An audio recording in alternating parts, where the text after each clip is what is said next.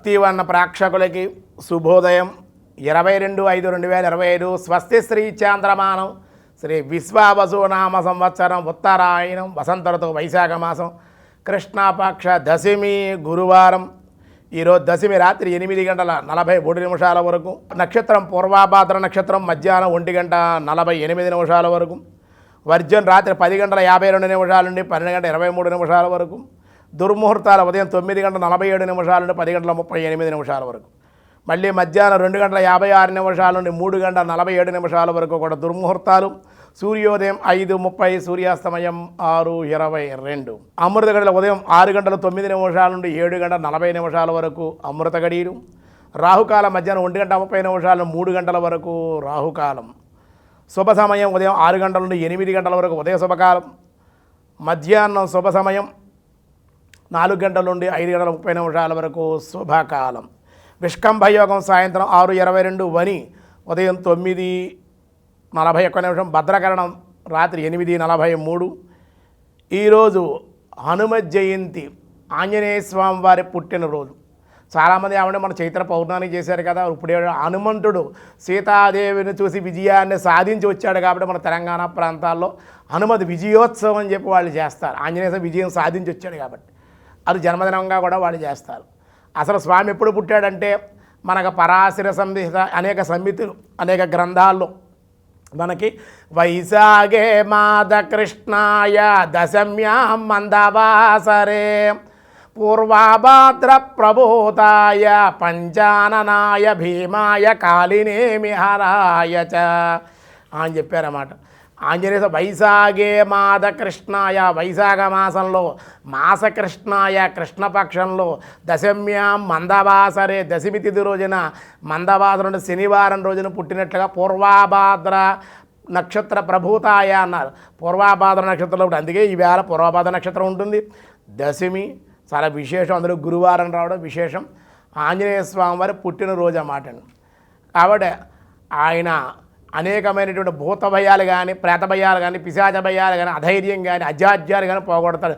బుద్ధిర్బలం యశో ధైర్యం నిర్భయత్వమరోగత అజాడ్యం వాక్పటుత్వంచ హనుమస్మరణ భవేత్. బుద్ధిర్బలం, బుద్ధిబలాన్ని ఇస్తాడు, యశస్సునిస్తాడు. యశోద నిర్భయత్వ మరోగత, భయం అనేటువంటిది లేకుండా మరోగత మరుపుదనం తొలగి, అజాడ్యం ఎంత చెప్పినా ఎంత కన్విన్స్ చేసినా వినకపోవడం, నాకు ఏదో ఉందేమో రోగం అనే భయం, లేనిపోయిన భయాలు ఊహించేసుకోవడం, ఇలా అజాడ్యం వాడు పిచ్చి పిచ్చిగా ప్రవర్తించడం, ఇదంతా కూడా అజాడ్యాలు. అటువంటి అజాడ్యాన్ని తొలగిస్తాడు ఆంజనేయ స్వామి. అజాడ్యం వాక్పటుత్వంచ, వాక్శక్తినిస్తారు ఆయన.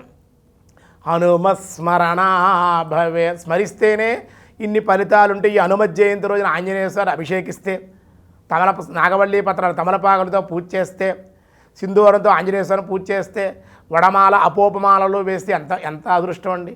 కాబట్టి ఆంజనేయ స్వామికి ప్రత్యేకంగా ఇవన్నీ కూడా భక్తిగా కొబ్బరికాయ, అరటిపండ్లు, ఇలా అనేక రకాల ఫలాలు, జామ ఫలాలు అన్నీ కూడా ఆంజనేయ స్వామి సమర్పిస్తూ ఉంటారు.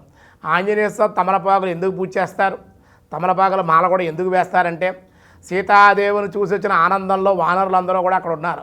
ఆంజనేయ స్వామి విజయాన్ని సాధించాడు మన వాళ్ళలో ఒకటి, ఎవరైనా అంతే కదా. మన దాంట్లో పేరు ప్రఖ్యాతులు తీసుకొస్తే సన్మానం చేస్తాం, దండ వేస్తాం. అక్కడ దండ వేయాలంటే ఏం దొరకలేదు.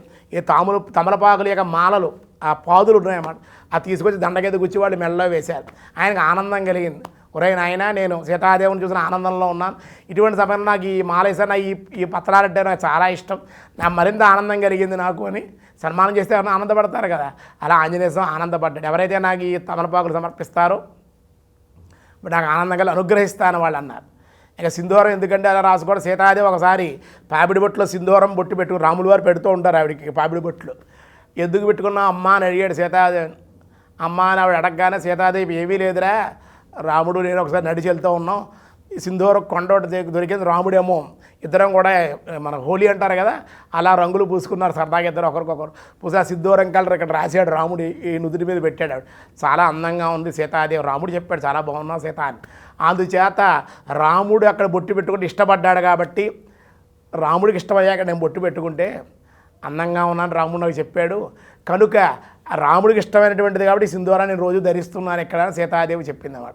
అప్పుడు ఆంజనేయ అమ్మో రాముడికే అంత ఇష్టం అంటే మీరంటే ఎంత ఇష్టం అంటే మరి నేను ఒళ్ళంతా పూసేసుకోవాలి, మూతికి తొక్కే మొత్తం కాలుకి చేతికి అన్నిటి ఒళ్ళంతా కూడా సింధూరాన్ని పూసుకోండి. ఏమిటయ్యా అని అడిగేసరికి అమ్మ చెప్పింది, సీతాదేవి చెప్పింది, నాయన సింధూరం అంటే చాలా ఇష్టం మీకు ఆయన చెప్పి ఆనందపడ్డ నవ్వుకున్నాడు రాముడు కూడా. అంటే అంత రామభక్తి ఎటువంటిదంటే అంత భక్తి అన్నమాట హనుమంతుడి. ఎత్ర రఘునాథ కీర్తనం, ఎక్కడ రామ రామ రామ అంటూ ఉంటాడు. తత్ర కృతమత్సగా అంజలి కట్టించి ఉంటాడు. రామాయణం చెబుతున్నా, రాముడిని తలుచుకున్నా, ఆంజనేయ అంజలి కట్టించి అక్కడ ఉంటాడు. ఎత్ర రఘునాథ కీర్తనం తత్ర కృతమత్సగాంజలిం బాష్పవారి పరిపూర్ణలోచనం మారుతిం నమత రాక్షసం అన్నారు. కాబట్టి ఎవరికైనా బాధ కలిగితే అంజనానందనో వీరం జానకి శోకనాశనం కపీసమక్షహంతారం వందే లంకా భయంకరం. సీతాదేవి శోకాన్ని బాధని తొలగించినటువంటి వాడు ఆంజనేయుడు. అటువంటి సర్వగ్రహ దోషాలను చీడపీడలను భూతప్రాత పిశాచ భయాలు తొలగి ధైర్యాన్ని, బుద్ధిబలాన్ని, యశస్సుని, కీర్తిని కూడా వాక్శక్తిని, అజాడ్యాలు దూరం చేసి నిర్భయత్వం అరోగత అవన్నీ తొలగి ధైర్యంగా నిలబెట్టేటువంటి వాడు ఆంజనేయ స్వామి. ఒక భక్తుడు తరించి ఈవేళ కలియుగం అయిన తర్వాత వచ్చేటువంటి కృతయుగంలో మళ్ళీ ఆయన చాలా సత్యయుగం ఉంటారు. సత్యయుగం అనకూడదు, బట్ కృతయుగం దాని పేరు.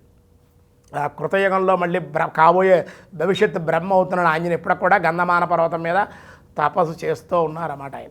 కాబట్టి ఈ విధంగా భగవంతుని స్మరిస్తే స్మరణ ద్వారా, సేవ ద్వారా భగవంతుడు చేరుకోవచ్చిన ఒక భక్తుడు నిరూపించాడు. అదే మార్గంలో మనం కూడా వెళ్ళాలి.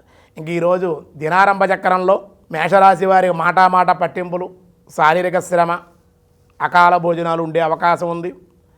వృషభ రాశి ప్రయాణాల్లో ఇబ్బందులు, అలాగే స్థానచలనం, వాహన మార్పులు ఉండే అవకాశాలు ఉన్నాయి. మిథున రాశి గృహ ఉద్యోగాల్లో స్థానచలనం, గృహ అలంకార వస్త్రలాభాలు. కర్కాటక రాశి వారు కుజ ప్రభావం వల్ల అనుకోని సంఘటనలు, అనారోగ్య సమస్యలు, అధిక ఖర్చులు కూడా ఉండే అవకాశం. సింహరాశి దైవచింతన, శారీరక ఆరోగ్యంలో మార్పులు, అనారోగ్య సమస్యలు, ఔషధ సేవ.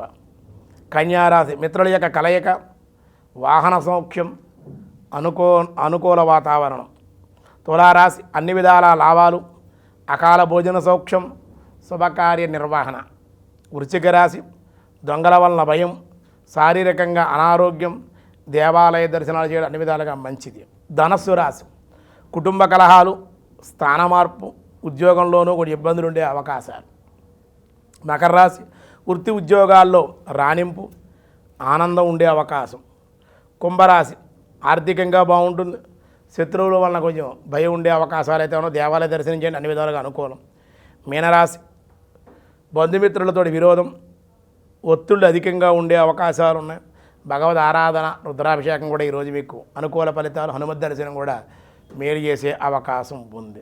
ఈరోజు విష్ణు సహస్రనామంలో వ్యాసాయ విష్ణు రూపాయ వ్యాసరూపాయ విష్ణవే మహామఖః ఓం మహామఖాయ నమః. మహామఖాయ నమః అనగా గొప్ప యజ్ఞము అని అర్థం. భగవంతుడు యజ్ఞస్వరూపుడు. మఖము అంటే యజ్ఞము. యజ్ఞముల చేత భగవంతుని ఆరాధించమని భగవద్గీతలో కూడా చెప్పడం జరిగింది మనకు. యజ్ఞములు అనగా ఈశ్వర ప్రీతి కోసమే నిష్కామంగా చేయబడే పుణ్యకార్యాలు అని అర్థం కూడా. మానవ సేవయే మాధవ సేవని దీని సారాంశం కూడా మనకి చెప్పబడుతోంది. మానవులు చేయవలసిన ద్వాదశ యజ్ఞాలలో గురించి భగవద్గీతలో కూడా మనకి విపులంగా చెప్పారు. మహామహ అన్నారు, అంటే ద్వాదశ యజ్ఞాలు. అందులో మనం చేయగలిసిన లక్ష్మీనారాయణ యజ్ఞం కలియుగంలో చక్కగా చేసుకోవచ్చు. విష్ణు యాగం, లక్ష్మీ యాగం, ఇలాగ మనకి వర్షాలప్పుడు వరుణయాగం, ఇంద్రయాగం. వరుణయాగం అని కూడా ఇంద్రుడి ద్వారానే వస్తుంది వర్షం. ఇంద్రయాగం, వాజపేయం, పౌండరేగం, అశ్వమేధ ఎన్నో ఉన్నాయి. మనం చేయగలిగే కలియుగంలో చిన్న చిన్న యాగాలు చేసుకుంటే, కనీసం ఇంట్లో ఒక హోమమైనా సంవత్సరానికి ఒకసారి చేసుకుంటే మన ఇంటికే మంచిది, లోకానికి మంచిది. మనం చేత యజ్ఞస్వరూపుడు పరమాత్మ కనుక యజ్ఞ మహామఖాయ నమః అని చెప్పడం జరిగిందన్నమాట. మిగతా విషయాలు రేపు చూద్దాం. ఈరోజు హనుమత్ జయంతి శుభాకాంక్షల సందర్భంగా భారతీయులకి, ప్రవాస భారతీయులు కూడా హనుమత్ జయంతి శుభాకాంక్షలు, శుభ ఆశీస్సులు, ఆంజనేయ స్వామి అనుగ్రహం మీ అందరికీ కలగాలని చెప్పి కోరుకుంటూ ఉన్నాం.